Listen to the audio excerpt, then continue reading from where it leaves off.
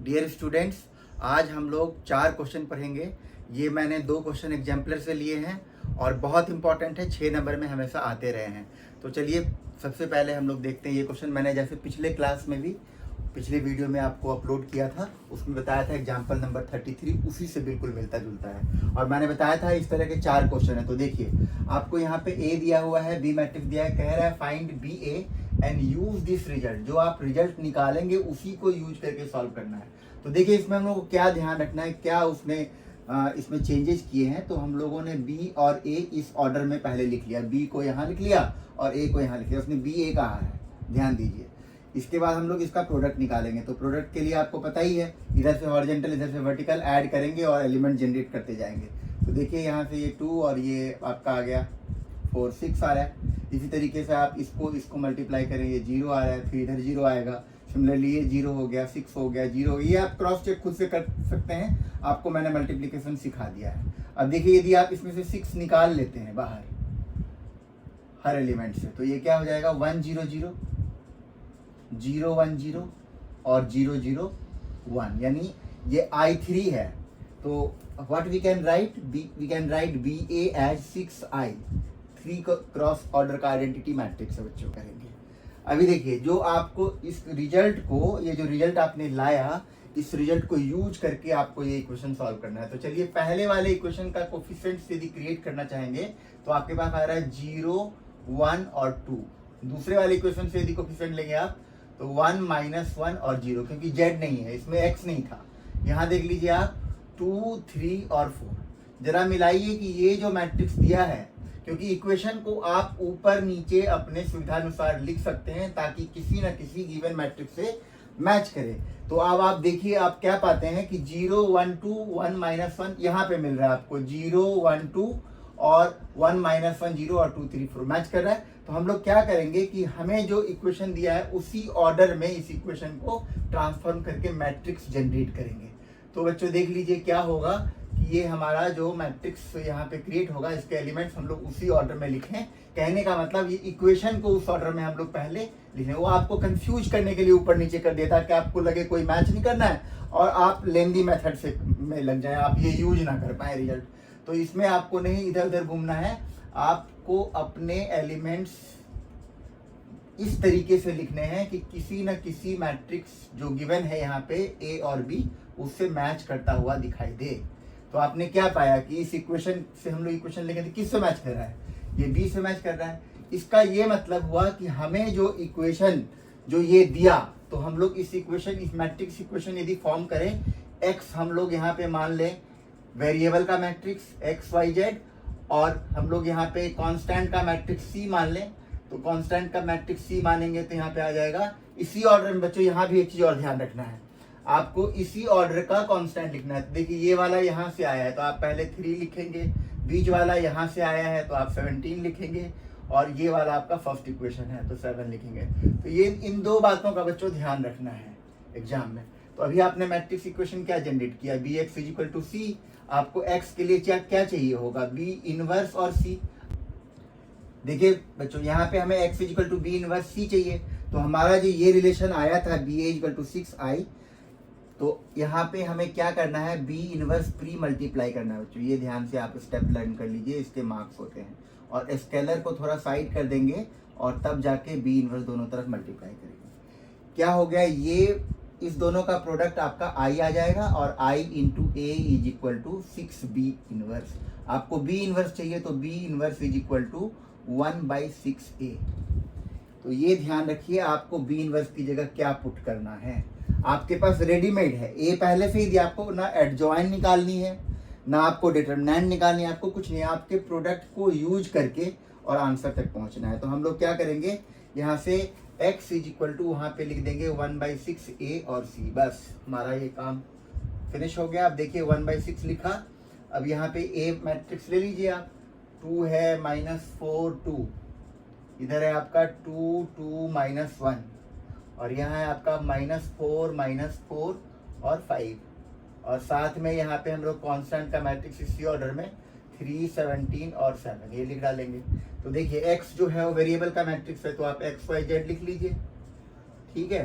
अब आप देखिए यहाँ से जब सॉल्व करेंगे तो 1/6 को हम लोग चलिए बाहर रखते हैं और इनको मल्टीप्लाई कर लेते हैं आपस में हॉरिजॉन्टल वर्टिकल में। देखिए क्या टर्म जनरेट करेगा, ये 6 हो गया आपका और ये 34 और 28, तो कितना आ गया 6 और 34 40 माइनस 28 12 आ गया ये, ठीक है।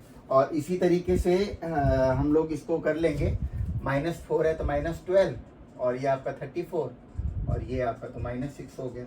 देखिए इधर से 2 से करेंगे तो 6 -17 और 12, तो ये आपका कितना है, ये आपका आ जाएगा 24। तो इस तरीके से आप कैलकुलेशन तो your part, so you can calculate and you can get the answer as 2 - 1 and 4। अब बच्चों हम लोगों ने जो इक्वेशन निकाला ना, इसको क्रॉस जरूर चेक करिएगा इक्वेशन में पुट करके, किसी भी इक्वेशन में आप अपने सुविधानुसार पुट कर सकते हैं। तो चलिए देखते हैं यहाँ पे हमारा क्या आ रहा है, 2 और -1, यहाँ पे 2 और -1 करेंगे 3 आ रहा है, मतलब हम लोगों ने इसमें फिट करके चेक कर लिया। आप किसी भी क्वेश्चन में फिट करके चेक कर सकते हो, आपका आंसर सही निकल के आएगा। तो इस तरीके से आपको स्टेप मार्किंग देखिए कितना आसान है, प्रोडक्ट निकालिए 6 नंबर पाइए और यूज करना है ना, आपको इसमें ना एडजॉइंट निकालना पड़ा और ना आपको डिटरमिनेंट निकालना पड़ा। चलिए बच्चों अब देखते हैं हम लोग एग्जाम्पलर का 18th क्वेश्चन, बहुत इंपॉर्टेंट है, ये भी एग्जाम में आ चुके हैं।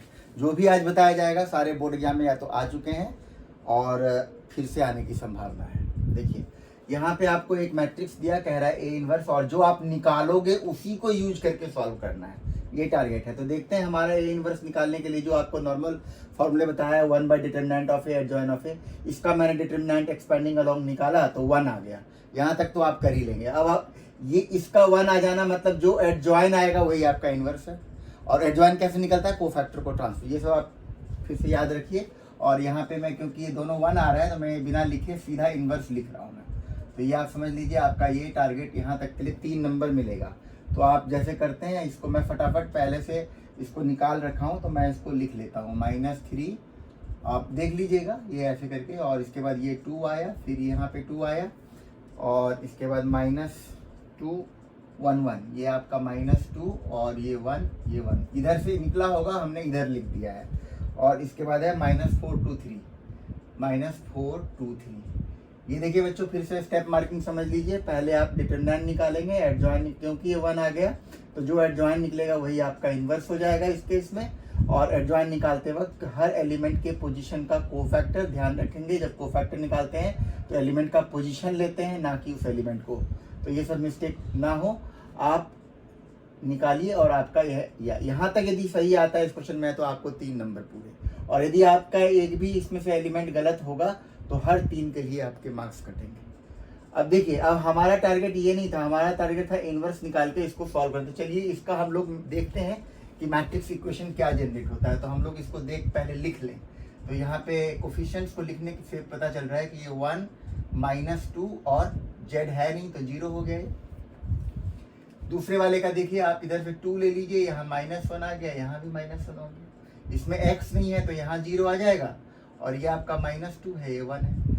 जरा बच्चों आप मैच कराइए कि जो आपको इक्वेशन जो मैट्रिक्स दिया हुआ था इससे क्या ये मैच कर रहा है। तो आप देखेंगे ये मैच तो नहीं कर रहा, लेकिन इसको यदि हम लोग ट्रांसपोज कर दें, इसको यदि हम लोग घुमा दें तब मैच करने लगेगा। जरा देखिए 1 2 और 0 इधर घुमाइएगा तो आपको यहाँ पे मिल रहा है -1 -2 -1 और -2, उसको घुमाएंगे तो इस तरीके से। अब 0 -1 1 देख लीजिए यहाँ पे जो चीज हॉरिजॉन्टल इसमें, इसका मतलब ये जो मैट्रिक्स मिला हमें इक्वेशन से, ये हमें ए का ट्रांसपोज मिला है। बच्चों ये ध्यान रखिएगा, बहुत इंपॉर्टेंट क्वेश्चन है, एग्जाम में एक बार आ चुका है। अब इसका क्या मतलब हुआ कि हमारे पास जो वेरिएबल का मैट्रिक्स तो वही रहेगा XYZ, और आपके कांस्टेंट का मैट्रिक्स भी वही रहेगा, जैसे हम लोग यूजुअली लिखा करते थे 10 8 और 7 इसी ऑर्डर में।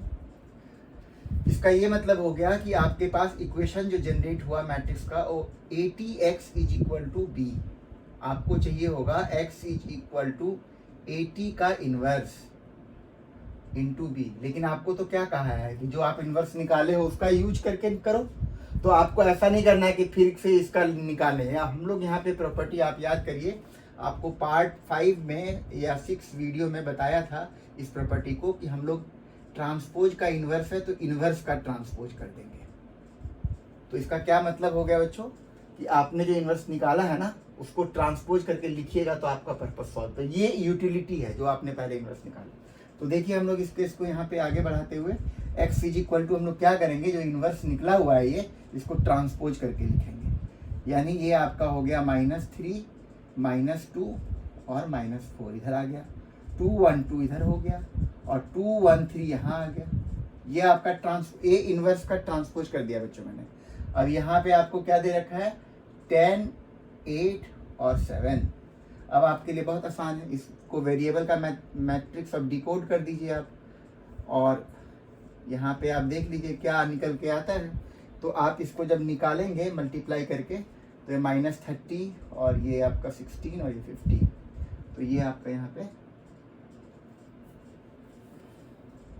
0 हो गया -30 और 30। ये यहाँ पे -20 और ये 50। तो ये आपका -5 आ गया, ये -40 और 21 और ये, तो दिस इज योर -3।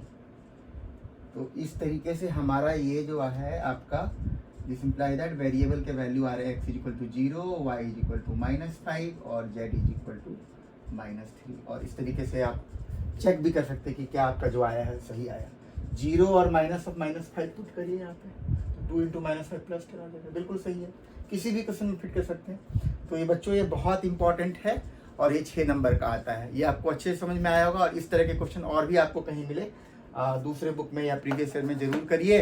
और जो आपको मैंने पिछला वाला जो बताया था जिसमें आप BA निकाला जिसमें 6 आई आया, और आपने NCERT में जो एग्जाम्पल 33 जो आपको पार्ट 7 में बताया मैंने, और उसमें AB is equal to direct I आया था। दो क्वेश्चन बच्चों और मिल जाएंगे आपको अलग अलग बुक पे देखिएगा। तो एक जगह आता है AB is equal to 8i और एक और दिया है AB इज इक्वल टू या BA is equal to 11i।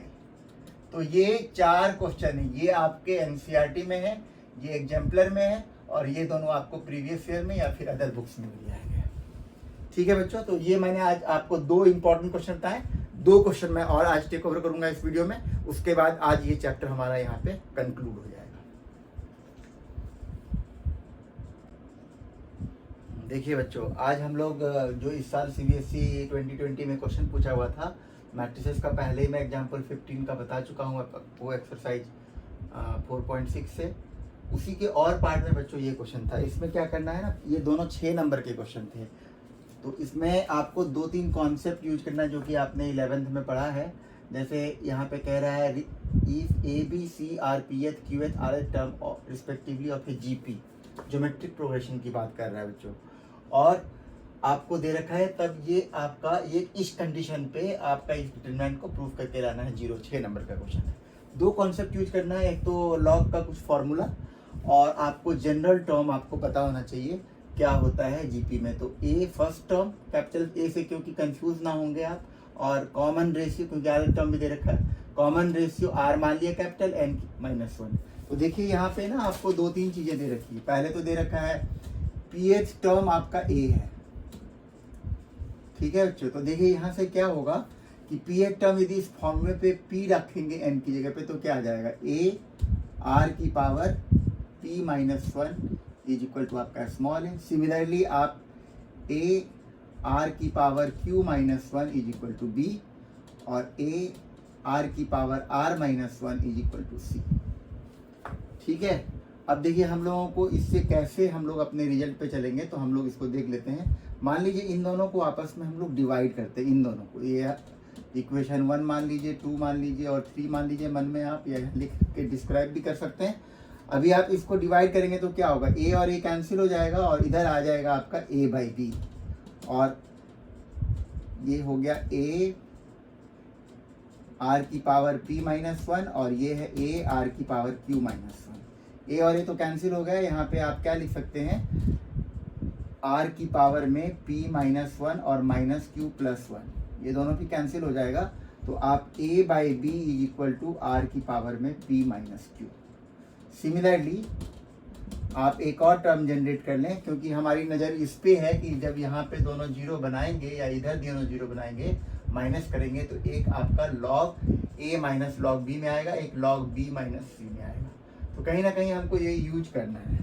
यदि आप इसको लॉग, सिमिलरली यहाँ पे मैं लिख रहा था कि b बाई सी को डिवाइड कर ले तो क्या हो उसका, तो b by C R is equal to Q minus R, cyclic order में p minus Q, Q minus R. यदि आप थर्ड को फर्स्ट से डिवाइड कर देंगे तो r माइनस पी, जरूरत नहीं है 2 से हो जाएगा। देखिए लॉग लगाएंगे, यदि आप you are using both side log, तो log a by B is equal to आपका हो जाएगा लॉग r की पावर में p माइनस क्यू। तो देखिए ये फॉर्मूला लिखा है, उसके तहत ये क्या निकल के आ जाएगा, ये आपका आ जाएगा p माइनस क्यू और लॉग r। सिमिलरली आप इसी तरीके से लॉग b बाई सी के लिए लिख सकते हैं q minus R log r। चलिए बच्चों, अब हम लोग अपने टारगेट की तरफ बढ़े। ये हमने सारे रिलेशन निकाले हैं जो कि यूज होंगे। इसमें हम लोग LHS में ऑपरेटर लगाने वाले हैं। ऑपरेटर क्या लगाते हैं, पहले लिख लेते हैं। ऑपरेटर यहाँ पे हम लोग R1 में चेंज करना चाहते हैं R1 माइनस R2 करके, और R2 में भी चेंज करना चाहते हैं R2 माइनस R3 करके। देखिए ये लगाने, 2 ऑपरेटर लगाने पे क्या होगा, ये इसमें माइनस होगा, माइनस होगा तो क्या आएगा, लॉग A माइनस बी। तो लॉग A माइनस बी बन के क्या आ जाएगा, तो आप ऐसे देख लीजिए, एक स्टेप में दिखा दीजिए आप, लॉग A बाई बी, और ये आपका इधर वाला आ गया, ये हो जाएगा आपका p माइनस क्यू, और ये तो 0 ही आ गया। इसी तरीके से इसमें इसको माइनस करिएगा तो log b minus log c, तो ये भी आपका आ जाएगा लॉग b बाई सी, और यहाँ पे आ गया q माइनस r, और ये आपका 0, और इसमें तो हमने कोई चेंज करा ही नहीं, लॉग c r और 1। ठीक है बच्चों, अब देखिए अब आपको क्या करना है, इसको एक्सपैंड कर देंगे। यहाँ से एक्सपैंड कर दीजिए आप, एक्सपैंडिंग अलोंग, 2 प्रॉपर्टी हमने लगा दिया, एक्सपैंडिंग अलोंग C3 क्या हो जाएगा, ये यहाँ से इसको छोड़ दीजिए, बाहर 1 ही लिखा है तो 1, इन दोनों को मल्टीप्लाई करना है तो क्या हो जाएगा, Q minus R multiplied by log A by B.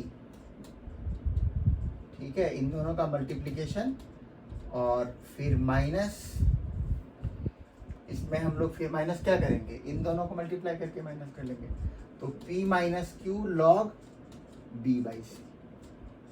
ठीक है, इन दोनों को। अब देखिए आपने लॉग a बाई बी के लिए क्या लिखा हुआ है, जरा पुट करके देखें, बाहर 1 है, कोई फर्क नहीं पड़ेगा, है ना, तो कोई फर्क नहीं पड़ेगा, तो 1 को छोड़ते हैं।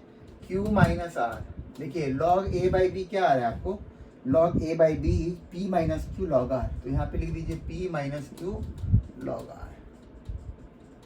अब यहाँ पे log b बाई सी क्या आ रहा है, log q माइनस, ये log b बाई सी देख लीजिए आप, log b minus C q minus R log r, तो p माइनस q तो पहले से ही लिखा हुआ है, और ये आपका आ गया q माइनस आर और log r। चेक करिए दोनों सेम है, केवल टर्म इधर उधर हो गया है, इसका मतलब ये दोनों कैंसिल हो गया, आपको 0 मिल गया। और इस तरीके से आप 6 नंबर, मेरे कहने का मतलब आपका 6 नंबर में यदि डिटरमिनेंट की प्रॉपर्टी आता है तो उसमें आपको थोड़ा बहुत कुछ डिफरेंट कॉन्सेप्ट से, कई बार एपी से रिलेट करेगा, कई बार आपको प्रॉपर्टीज में इतना प्रॉपर्टीज लगाना होगा, कुछ राइट हैंड साइड में प्रूफ करने के लिए आएगा, तो कुछ अच्छे खासे क्वेश्चन आएंगे जिसमें स्टेप्स होंगे।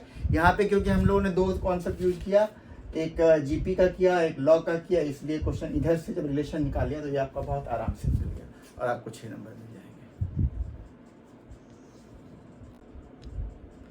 चलिए बच्चों, आज का हम लोग लास्ट क्वेश्चन करते हैं। तो देखिए यहाँ पे मैंने वर्ड प्रॉब्लम लिया है, ये आपके एक्सरसाइज 4.6 का 16 क्वेश्चन है। एक एग्जाम्पल में ही वर्ड प्रॉब्लम है, कई बार ऐसा देखा गया है कि आपको 6 नंबर में वर्ड प्रॉब्लम भी आता है। तो वर्ड प्रॉब्लम आपको देगा, इक्वेशन क्रिएट करने के मार्क्स होंगे, फिर बाकी आपका एज इट इज जैसे सॉल्व करते हैं। तो यहाँ पे आपको एक इन्फॉर्मेशन दिया है, 4 kg onion, 3 kg wheat and 2 kg rice, तो 60 kg। इसी तरीके 3 कंडीशन दे रखा है। Find the cost of each item पर केजी बाई मैट्रिक्स मेथड। ध्यान रखिएगा, किसी और मेथड से करिएगा तो आंसर के आधा हाफ मार्क्स मिलेंगे आपको, बाकी कुछ नहीं मिलेगा। तो इसलिए सबसे पहले हमने एज्यूम कर लिया कि कॉस्ट ओनियन का x rupees per KG, y rupees per KG wheat और राइस का z। तो यहाँ से इक्वेशन फॉर्म करेंगे हम लोग, फटाफट देख लीजिए।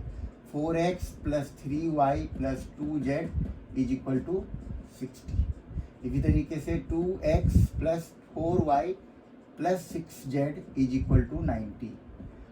6x plus 2y plus 3z is equal to 70। तो इस तरीके से हमारा इक्वेशन जनरेट हो गया, इसके मार्क्स मिलेंगे आपको।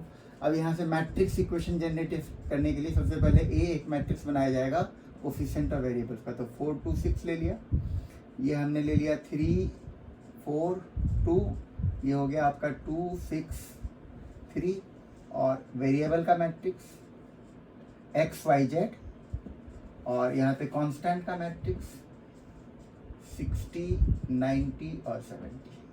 तो चलिए जो हमारे स्टेप्स हैं वही फॉलो करेंगे। A x is equal to B आ रहा है और x is equal to A inverse B, यानी हमारा टारगेट होना चाहिए कि ए इनवर्स कैसे निकलेगा। तो ए इनवर्स के लिए क्या चाहिए पहले बच्चों, हम लोगों को चाहिए डिटर्मिनेंट और एडजॉइंट। तो देखिए आपका डिटर्मिनेंट आप कैसे निकालते हैं, यहाँ पे हम लोग डिटर्मिनेंट जो है इस तरीके से कहीं से भी ऑपरेट कर दीजिए, कुछ तो 0 0 है नहीं, इसको आप ऑपरेट कर लीजिए। तो यहाँ 4 हो गया, एक्सपेंडिंग अलोंग फर्स्ट रो कर रहे हैं, तो ये आपका 12 माइनस 3, इसको छोड़ दीजिए, 6 माइनस 36 और प्लस 2, और इधर से इसको छोड़ेंगे तो 4 माइनस 24, ये आपका 0 हो गया, और ये आपका प्लस 90 हो गया, और यहाँ पे माइनस 40 हो गया, ये आपका 50 आ गया डिटरमिनेंट। ठीक है, नॉन जीरो है, नॉन सिंगुलर मैट्रिक्स है, इसका आंसर जरूर निकलेगा। अब देखिए हम लोग एडजॉइन निकालते हैं। तो एडजॉइन मैं डायरेक्ट निकालता हूँ, मेथड आपको पता ही है। एडजॉइन जो है आपका कोफैक्टर्स का पोजीशन के एलिमेंट्स कभी नहीं इंक्लूड करना है, पोजीशन के कोफैक्टर्स लेकर के ट्रांसपोज करेंगे। तो बच्चों देखिए इसका एडजॉइन जो है हमने निकाल रखा है 0 -5 और 10, इधर से ये आ गया 30 -20, और ये 0 10, यहाँ हो गया आपका -20 और 10। तो ये तो आपको कई बार कई क्वेश्चन में बताया कैसे निकालना है, ये आप खुद भी पता कर सकते हैं। तो हम लोगों का इक्वेशन क्या आ जाएगा, मतलब answer x is equal to A inverse. तो ए इनवर्स के लिए 1/50 तो बाहर हो गया, एडजॉइन लिख दीजिए आप 0 -5 10 3 0 0 -20 फिर -20 10 और 10, और कांस्टेंट आपका दे रखा है 60 90 और 70। इसको सॉल्व कर देंगे, यहाँ पे एक्सपैंड कर लें इसको हम लोग, वेरिएबल को एक्स वाई जेड लिख देते हैं, और ये आपका 1/50 है। इसको सॉल्व कर लें, सॉल्व करने पे क्या आ रहा है, ये सॉल्व होके आ रहा है 250 और ये दोनों 400, तो ये 400। इस तरीके से जब आप 1/50 में सबको मल्टीप्लाई करेंगे तो ये 5 ये 8 और 8, इसका मतलब कॉस्ट ऑफ ऑनियन 5 रुपीज़ के जी, 8 रुपीज़ के जी वीट और 8 रुपीज़ के जी राइस। अब क्या है बच्चों, ये तो डायरेक्ट सवाल हो गया। आपको वर्ड प्रॉब्लम में डिफरेंट टाइप्स के देखने हैं, प्रीवियस ईयर में ढूंढिए आपको मिल जाएंगे। दूसरा क्या है यहाँ पे वो ना आजकल क्या है पैटर्न, ये तो बहुत सिंपल है, एनसीईआरटी का गिवन एक्सरसाइज का क्वेश्चन है। आपने आपसे वो क्वेश्चन कह देगा कि कोई व्यक्ति यदि जाके 5 kg राइस 5 kg ओनियन और 5 kg व्हीट लेता है तो क्या कॉस्ट आएगा। सब में 5 से मल्टीप्लाई कर दीजिए जितना केजी कहे, क्योंकि आपसे वो पूछ रहा है। यहाँ पे हमने क्वेश्चन है ना 4 kg ओनियन था तो 4x 3y 2z 60 निकला एक। कॉस्ट से आप मैच करा सकते हैं। आपसे लास्ट में ये नहीं कहेगा कि फाइंड द कॉस्ट, आपसे कह देगा कि कोई आदमी if someone buy 5 kg onion 5 kg wheat and 5 kg what the cost he is going to pay. तो आप जो निकाले हैं आंसर उसमें पुट करके उसका फाइनल कॉस्टिंग निकाल दीजिए। तो आज का वीडियो बच्चों यही समाप्त करता हूँ, और इसके साथ ही चैप्टर भी आपका कंक्लूड हो गया, समाप्त हो गया। आपको इसके अलावा और भी कोई क्वेश्चन प्रीवियस ईयर में डाउट लगे, आप मेरे डिस्क्रिप्शन पे मैं अपना नंबर और ईमेल डाल दूंगा, या व्हाट्सएप पे आप मेरे को पूछ सकते हैं। और इसके बाद हम लोग जो है फर्स्ट चैप्टर पे आएंगे, रिलेशन फंक्शन। काफ़ी इंपॉर्टेंट क्वेश्चन हैं, इसके लिए आप 11th का रिवाइज कर लीजिए। यदि नहीं होगा, यदि आप कहेंगे तो पहले मैं 11th का जो चैप्टर है उसका एक वीडियो बना, ताकि आप रिकैप कर पाएँ और फिर से अपने चैप्टर में जाएँ और चीज़ों को अच्छी तरीके से समझें। बोर्ड है बच्चों, कॉन्सेप्ट पे ध्यान दीजिए, और आपका जितना स्ट्रॉन्ग कॉन्सेप्ट होगा आपके मार्क्स उतने ही अच्छे होंगे, चाहे क्वेश्चन कैसे भी घुमा के देते, चाहे एग्जाम्पलर से दे, एनसीईआरटी से दे, या प्रीवियस ईयर बोर्ड के देखेंगे। आप देखेंगे और समझ जाएंगे कि आपको ये क्वेश्चन आता है। मैथ्स जो है रेगुलर प्रैक्टिस की चीज़ है, आप रोज़ बनाएं, चाहे हम पढ़ाएं या आप पढ़ें, जो रोज़ आपको क्वेश्चंस प्रैक्टिस करनी है। आप बांध लीजिए 12th क्लास में तो 10 क्वेश्चन आप डेली करेंगे प्रैक्टिस के लिए बहुत सारे क्वेश्चन ऑनलाइन भी अवेलेबल है, बुक्स भी है आपके पास। आप कोशिश करें एनसीईआरटी और एग्जाम्पलर पूरा कंप्लीट करें। आज के लिए धन्यवाद। शेयर करें, सब्सक्राइब करें, लाइक करें। धन्यवाद।